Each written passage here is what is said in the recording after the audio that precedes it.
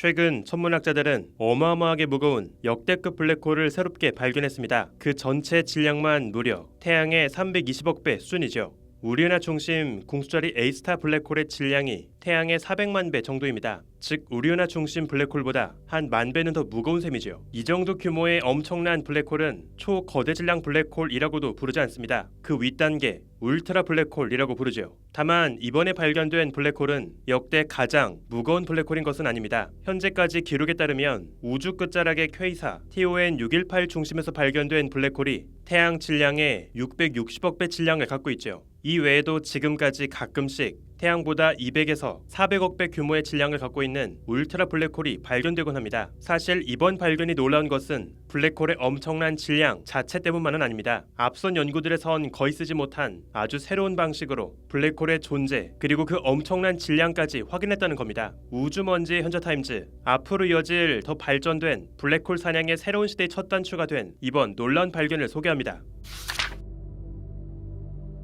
은하 중심에 숨어있는 블랙홀의 질량은 대체 어떻게 잴 수 있을까요? 보통은 블랙홀에 붙잡혀 빠르게 주변을 돌고 있는 별과 가스구름의 움직임을 통해 추정합니다. 우리 은하 중심 궁수자리 A스타 블랙홀도 주변을 빠르게 도는 별들의 움직임을 통해 확인되었죠. 아무것도 빛나지 않는 아주 좁은 허공을 중심으로 별들이 빠르게 돌고 있는 모습이 관측되었습니다. 이를 통해 그 안에 아주 무겁고 작은 초고밀도의 무언가가 존재한다는 것을 알 수 있었죠. 블랙홀이 주변의 물질을 빨아들이면서 그 주변에 생긴 밝은 강착 원반도 블랙홀의 질량을 재는 데 도움이 될 수 있습니다. 뜨겁게 달궈진 강착 원반 속의 원자들은 특정한 파장에서 빛을 방출합니다. 그런데 원반 자체가 빠르게 회전하면서 지구에서 보게 되는 원자들의 빛의 파장도 함께 변화하죠. 우리가 봤을 때 멀어지는 쪽으로 이동하는 빛의 파장은 길어집니다. 우리 쪽으로 다가오는 부분의 빛의 파장은 더 짧아지죠. 만약 블랙홀 주변 원반이 돌지 않고 있다면 우리는 각 원자가 방출하는 고유한 파장에서만 강한 빛을 봐야 합니다.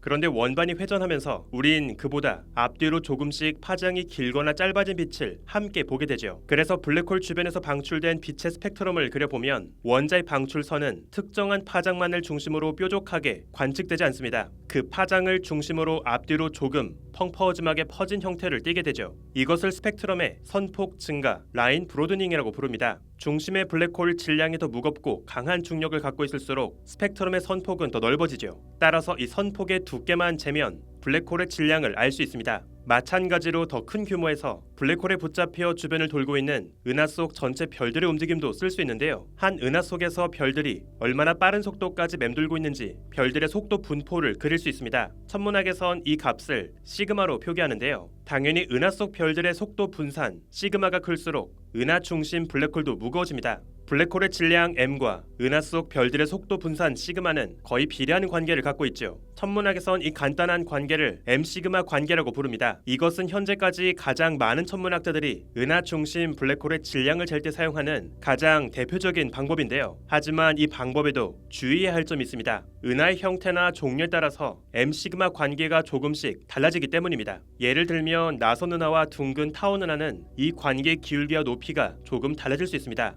게다가 최근 제가 발표했던 연구에서도 알 수 있듯이 똑같은 나선 은하 중심에서도 은하 중심의 막대 구조가 있는지 없는지에 따라서 이 관계는 조금씩 달라질 수 있죠. 따라서 m 시그마 관계를 쓰는 방식은 아주 간편하게 은하 중심의 블랙홀의 질량을 잴 수 있는 좋은 방법이지만 항상 통계적으로 큰 오차를 갖고 있는 방법이기도 합니다. 그런데 이번 새로운 연구에선 완전히 다른 방식으로 은하 중심 블랙홀의 질량을 추정했는데요. 바로 무거운 천체의 중력 때문에 주변 시공간이 일그러지면서 배경 우주의 빛이 함께 왜곡되어 보이는 현상, 시공간의 신기루, 중력 렌즈를 활용했습니다. 천문학자들은 27억 광년 거리에 떨어진 아주 밝고 거대한 타원 은하 아벨 1201의 사진을 분석했습니다. 허블 망원경을 통해 자외선과 가시광으로 이곳을 찍었죠. 이곳은 이 은하가 속한 은하단에서 가장 크고 밝은 중심 은하입니다. 그런데 바로 천문학자들은 이 은하의 중심 바로 옆에서 둥글고 길게 흐르는 이상한 형체를 발견했습니다. 더 머나먼 80억 광년 거리에 숨어있는 다른 배경 은하의 모습이 중력 렌즈를 통해 일그러져 보이는 모습이었죠. 배경 천체의 모습이 일그러져 보이는 정도는 그 앞에서 렌즈 역할을 하고 있는 천체가 주변 시공간을 얼마나 많이 왜곡시키고 있는지로 결정됩니다. 특히 중력 렌즈가 좋은 점은 단순히 질량 자체뿐 아니라 질량이 정확히 우주 공간에 어떻게 분포하는지 정확한 분포 지도까지 파악할 수 있다는 겁니다.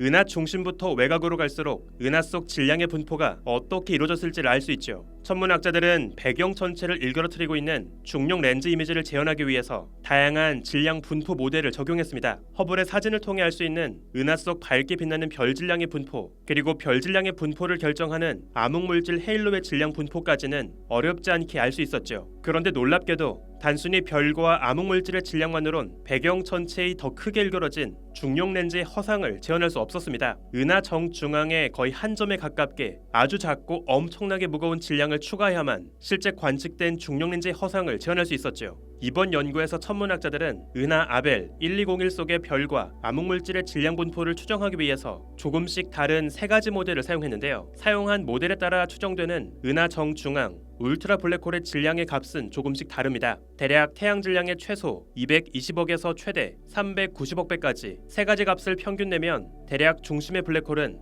태양 질량의 320억 배에 달하죠. 한편 천문학자들은 더 정밀한 검증을 위해서 은하 중심에 블랙홀이 없는 경우도 가정하고 비슷한 분석을 시도했습니다. 그런데 은하 중심 한 점에 뭉쳐있는 블랙홀이 없다고 가정한 경우에는 은하 속 별과 암흑물질의 질량 분포가 은하 정중앙에서 크게 벗어나 있다고 해야만 관측된 중력 렌즈를 설명할 수 있었죠. 그런데 이것은 말이 되지 않습니다. 실제 사진으로 확인할 수 있는 별들의 분포와 계산된 별의 분포가 너무나 크게 어긋내서 하기 때문입니다. 이러한 철저한 분석을 통해 천문학자들은 은하 중심에 울트라 블랙홀이 숨어 있었다는 사실을 검증할 수 있었죠. 이전까지 사용했던 대부분의 방법은 블랙홀 주변을 떠도는 가스 원반과 별들의 움직임을 통해서 블랙홀의 질량을 재는 방식이었습니다. 상당히 오차가 크고 간접적인 방법이죠. 하지만 이번에 시도한 중력 렌즈를 쓰는 방식은 정말로 은하 중심의 블랙홀 자체가 일으키는 중력 렌즈 효과를 사용하는 방법입니다. 보다 더 직접적인 방법이라 할 수 있죠. 특히 이번에 놀라운 시도가 가능할 수 있었던 이유는 은하가 여러 개 모이는 은하단 규모도 아니고 훨씬 작은 개별 은하 하나에서까지 이제 중력 렌즈 이미지를 볼 수 있게 되었기 때문입니다. 바로 이러한 이유 때문에 이번 연구에서 시도한 새로운 방식은 앞으로 이어질 잼스웹 시대에서 아주 많은 기대를 해볼 수 있습니다. 잼스웹은 어느 방향의 하늘이건 그냥 찍었다 하면 사실상 거의 모든 사진 속에서 중력 렌즈의 허상을 담고 있습니다.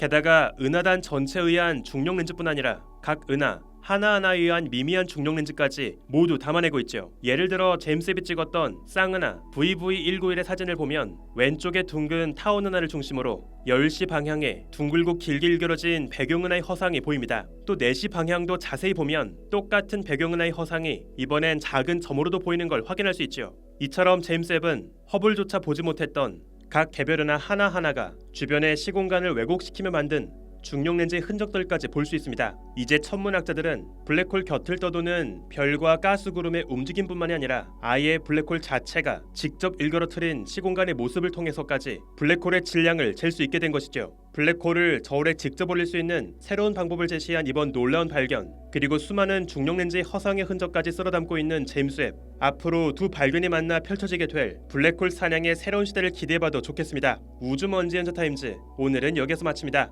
구독과 좋아요도 부탁드릴게요. 우주먼지 여러분 감사합니다. 안녕.